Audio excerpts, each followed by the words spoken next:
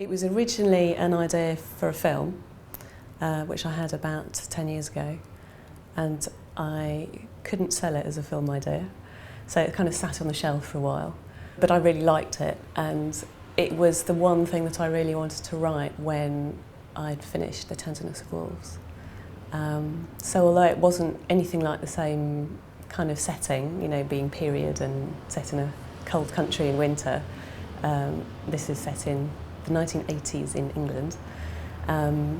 This was the story that I really wanted to do. I love film noir, and for me this is kind of a book noir, and I hope it's got some of that kind of the atmosphere of classic Chandler and Hamlet. But it's also kind of maybe brought down to earth a bit. It starts off actually with Ray in hospital in quite a bad way, and there seems to have been some sort of car crash, but he can't remember what's happened. And there's something quite odd wrong with him, and this is one of the things we have to find out, and how he's ended up in this sort of weird and rather awful position. But then it sort of cuts back about 3 months to where the story begins, and basically someone walks into his office in a sort of Chandler-esque way and asks him to find his missing daughter. And the missing daughter is a gypsy called Rose Wood, and she married into the Janko family and disappeared, but she disappeared about 7 years ago, and no one's heard anything from her since. So it's quite a cold trail that he's got to follow.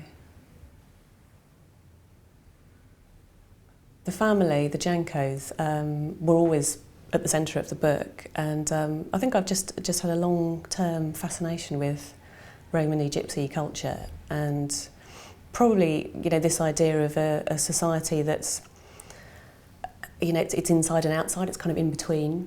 It's on the margins of general society, and in a way it's part of it, but it's also outside it, and it's quite, you get interesting things happening at the margins. I found one myth from Romania, although it is known in this country, which seemed to dovetail very well with the story, and I'll read it. Once, in the land far away, the demons made war on the fairies, and the demons were winning.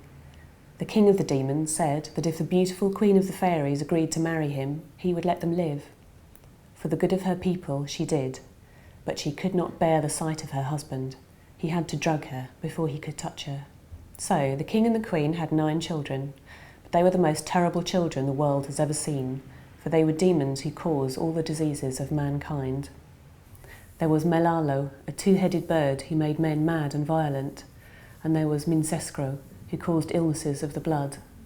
But the worst of all was the 9th child, Porescro. Even the king of the demons was frightened by this child. But I'm not going to say why, because it would give away too much of the story. You'll need to read it to find out what was so unique about the 9th child. It was a great moment when I came across it, because there were such sort of strange parallels between it and the story I was sort of developing. I wanted to think about a private investigator where you can work through their thought processes with them, and to a certain extent you're also going through that, wondering what's happened and seeing if you can work out what's going on.